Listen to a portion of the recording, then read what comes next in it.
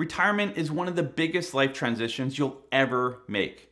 And while it's exciting, it can also feel overwhelming at times, both financially and emotionally. So in this video, I want to walk you through 10 simple tips to improve your retirement and make it a whole lot less stressful. Tip number one for you is know your monthly spending. And I get it. You're in your 50s, you're in your 60s. You don't really run off a budget anymore. But as you enter into retirement, you have to have a general idea. And when I say general, I mean within $500 on a monthly basis what you're spending. Like, where is your money going? What is your burn rate? How much do you think you're going to need in retirement? And to know that number, you're going to have a reasonable idea of what you're spending now, where your money's actually going to. Because when you hit retirement, some of those expenditures will go away, but new ones will come in. And to have a clear picture of that will help you walk into retirement of, well, am I spending this? Can I do this? What can I do? And as you sit down with your financial planner, they're going to ask you, like, how much do you think you need in retirement? And a good retirement plan, I always say, is built from both ends. How much do you think you need and how much can you afford? And is there a gap or is there a surplus? If there's a gap, do we have to work longer? Is there things we can do to kind of squeeze that gap or get rid of it altogether? If there's a surplus, what do we want to do with that? Do we want to travel more? Do we want to travel first class? Do we want to pick up different hobbies? Do we want to give money to the kids? There's so many things we can do with it. But we need to know where that starting point is, and that's on you. You need to make sure you understand where my money is going, what it's going to, and roughly what it's going to look like when I walk into retirement. Tip number two for you is to be debt-free. Now, this may sound like a no-brainer, but a lot of people are walking into retirement in debt. Now, if you have a bit of a mortgage left, something like that, and you have a plan to continue to pay it, fits into your plan, absolutely. But if you're someone sitting there with line of credit, credit card debt, stuff that's not tied to a good asset in your home, well, you need to reevaluate where your money is going. Again, going back to that number one, where am I spending money? Because if you're living in debt and you're continuing to go into debt, that's an issue. Now, if you have debt, it doesn't mean you can't walk into retirement with debt. It just needs to be a part of your plan to make sure, can I service that debt? When can I pay it off? Is it crippling my retirement? Should I work a little bit longer to get rid of the debt? We have a lot of clients that do that. I'm ready to retire as soon as my mortgage is paid off or my line of credit or my other debt, whatever it is. So again, sit down with your financial planner to see, is my debt delaying or crippling my retirement? It doesn't mean you can't walk into retirement with debt, but psychologically, most people have an issue with this, and I get it. So if you're someone that says, look, Adam, I don't mind having debt walking into retirement, I can afford it, perfect. But for a lot of you, having that debt in retirement is it's a hurdle. It's going to hold you back from doing the things you should be doing. So let's figure out a game plan to pay off that debt, to walk into retirement without the debt. There might be a solution there. So again, sit down with your financial planner. If you need help with this or anything that I talk about today, reach out to our office. You can learn more about our services at parallelwealth.com/planning. We do fee-for-service planning. It's more of a consulting service where we come in, we grab your information, and we map out the best GPS roadmap going forward for your retirement and help with things like these 10 things I'm going to talk about today. Tip number three for you, consolidate your assets. So many of you have stuff at this bank and this financial institution, my old work plan, and stuff is everywhere. And that's an absolute mess. I think 10, 15 years ago, I heard from a lot of people that, well, I'm diversified. And their thought of diversification is to have money at a bunch of different institutions. That is not diversification. That is complication. You need to simplify things. When you hit retirement, you start drawing money out of your accounts. If you have an RRSP at 5 institutions, that means you have 5 RIFs at institutions, meaning you get 5 different tax slips, and that's on you to keep track of. It's also really messy on where you're drawing money from. It complicates the process. When you hit retirement, you want to simplify things. You want a clear plan, you want to simplify it, you want to enjoy retirement. And part of that simplification is to consolidate. So wherever your assets are, consolidate it to one, worst case, 2 different places, but you want everything together so that when your plan says you need to take out $30,000 out of your RIF, you have one RIF that you draw it out of. That RIF is structured in a way so you have that cash wedge, so 3 to 5 years of cash flow ready to go. There's a proper plan. It comes together, consolidation, bundled together to keep retirement simple going forward for you. So if you're someone watching this and you're like, yeah, Adam, that's me. I have assets everywhere. Start working on consolidation. Now, where you consolidate, that's up to you. You need to figure out the best spot for you, but start consolidating assets to make it simple as you walk into retirement. Tip number 4 for you, and this is one that most people don't follow, is automate withdrawals. And I don't mean like automate, a lot of you do that obviously, but match it to how you were paid. For most of you, you're paid every 2 weeks leading up to retirement. You're working, you get a paycheck every 2 weeks. Yet when you retire, you're like, I'll take money when I need it, or I'll take it once a month. And it disrupts the cash flow that you've been having for 30, 40, 50 years. So if you're paid every 2 weeks, I do encourage you to keep that continuous cash flow coming. It's just now coming out of your investment accounts or wherever it's coming from versus coming out of a paycheck. Now, if you have a pension plan, your CPP, those things come in monthly. So complement it with your other accounts to come in every 2 weeks after that, or maybe it's twice a month or however. But set up your automatic monthly payments to match as closely as possible to what you were used to for the last 40 years. Again, retirement is financial, but it's psychological. And this is a psychological piece that overlays with the financial piece. Keep things simple, keep things steady.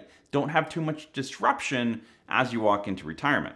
Tip number 5 is use a bucket strategy. And what I mean by this is that cash wedge. Once you have a really good plan, you know exactly where your income should come from, protect that income for 3 to 5 years. So if your RIF says you need to draw out $30,000 a year, have $90,000 in cash flow ready to go, not tied to the stock market. And maybe you have some dividends or interest income that comes in that can be part of that $30,000 a year. So again, sit down with your financial planner, map out a clear plan, but make sure you protect that asset, right? You're going to see market drops in retirement. We can't get rid of those. Those are going to be there. If you retire at 60, 65 and live to life expectancy, you're going to see many market drops. And so instead of trying to avoid them, which is impossible, plan for them. And planning for them means when the market drops, that's fine. I have money put aside for 2 to 3 years or more of the income I need. It gives you time to watch the market go down and back up. And yes, on paper, a lot of your investments may be going down in value, but it's not stuff you're touching. And so as you enter into retirement, you're not putting more money in, you need to protect what you have. And a really good way to do that, because you're drawing money out, is that bucket strategy. Build that cash wedge to protect your cash flow so that no matter what's happening in the markets, you can continue to draw that income and continue to do the things you want to do. There's only so many go-go years in retirement. Don't waste them away because you didn't plan properly. Tip number 6 is delay your Canada pension plan. Now, if you thought I'd leave this out, you're crazy, because this is a huge factor that many of you are missing out on. Too many of you are taking your Canada pension plan early because you want the money and you're better with the money. Look, search our channel. We have hundreds of videos out there. Others have videos showing you the value of delaying your Canada pension plan and using some of your assets and creating strategy. It'll put more money back in your pocket. It'll put less money in the taxman's pocket. It'll create better strategy, better flow to your overall retirement plan. So if you haven't looked at delaying your CPP and possibly your old age security as well, your OAS, you want to sit down with your financial planner and say, okay, if I take it now, if I take it, maybe at 70 or somewhere in between, what is the difference? How does it all flow? And again, one of the big benefits of delaying your Canada pension plan is it gives you time to draw out your other accounts and smooth out your tax rates. So again, sit down with your planner and at least look at the option. I get it. You may be set in your mind, I'm taking it at 62 like the average Canadian, but it's probably not the best financial decision. Again, that's an emotional decision. Let's actually unbundle that and look what would it look like if you delayed your Canada pension plan? Would it actually give you more money? It probably will, so check that out. Tip number 7 is retire to something. And this is the biggest feedback I've had over the last few months from people saying, Adam, the one tip you've given me that's helped me the most is understanding I need to retire to something. So for those of you that haven't heard me say that, I'm telling you right now, you need to retire to something. Not from something. I get it. A lot of you are retiring from your work. You're tired. You've worked there for 30, 40 years. You're done. You're retiring from something. But in the same token, you need to retire to something. If you don't have anything to retire to, you're going to be very lost in retirement. Retirement transition's a big struggle already. That's why we do videos like this. If you have something to retire to, and that can be anything. It could be a hobby, could be a sport, could be like anything. Everyone's got something different that they want to retire to. And I hear a lot of different things, trust me. Hundreds of different things. Some things that are way out there. But they're retiring to something. Happy for them. It's going to take up their time, their mental capacity, bring like value that's going to bring that support system. Again, a lot of you get your social network at work, that's gone. So you need to have a hobby or something that you're doing where you can rebuild that social network. What are you retiring to? If you don't have that, start working on it. Ideally, 1 to 3 years before you retire. If you start working on it in retirement, it's going to be a challenge. So figure out, what am I retiring to and how can I start working towards that before I actually retire? Tip number 8 for you is educate yourself around taxes, tax planning, income splitting, CPP, old age security, all these things that are retirement, right? Everything we talk about on this channel. Start educating yourself. Understand how these things work. What are tax credits available? Again, we try and do videos that really help you and educate and walk you through it, but read books, watch other videos, like get educated, understand what happens to your money, to your financial world when you hit retirement. Things change. The working years coming up, the accumulation phase is very different than the decumulation phase. You're entering a new world, a new life, right? It's like if you had kids back in the day, you probably, did a little bit of research of like, how do I actually raise a kid? How do I birth the kid? How do I do this? It's the same thing when you hit retirement. Things are different. It's going to transition. How are you educating yourself around that? And many of you aren't. And I encourage you, and if you're watching this video, that's a great start. You need to start educating yourself around, how does retirement work? Why do people keep talking about taking things at different time and taxable and non-taxable and tax credits? What are these things? How can I income split? What types of income can I income split? These are things you need to know as you walk into retirement. So start educating yourself. The 9th tip for you is to update your estate documents, your will, your power of attorney. What happens when you pass away? Is your money actually going to the people you want it to go to? What if you can't make financial or health decisions anymore? Who's making those decisions for you? Again, these are legal documents that you need to have updated and in place. So when was the last time you reviewed this stuff? If it's been a while, I encourage you.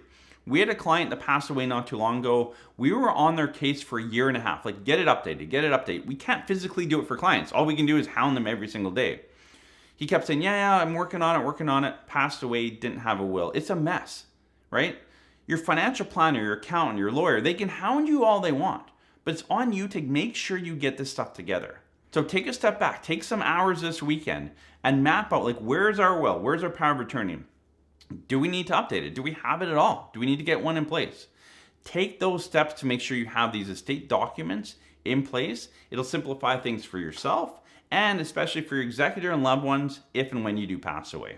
And the 10th and final tip I have for you today is to get a GPS roadmap for retirement. And what I mean by this is get a proper retirement plan, one that shows you exactly how to save taxes, where your income comes from, when to start your government benefits. All these puzzle pieces need to come together. Again, accumulation and decumulation, very different. Accumulation is actually quite simple. You have extra money, you save it. You're now at retirement. The decumulation, you're going to have 5 to 15 income sources. Some are taxable, some aren't. You can delay some, you can take some now. Like, there's a lot of moving parts. So a really good retirement plan will bring all those things together and show you what makes the most sense moving forward. Again, I leave on a trip for tomorrow in our RV with the family.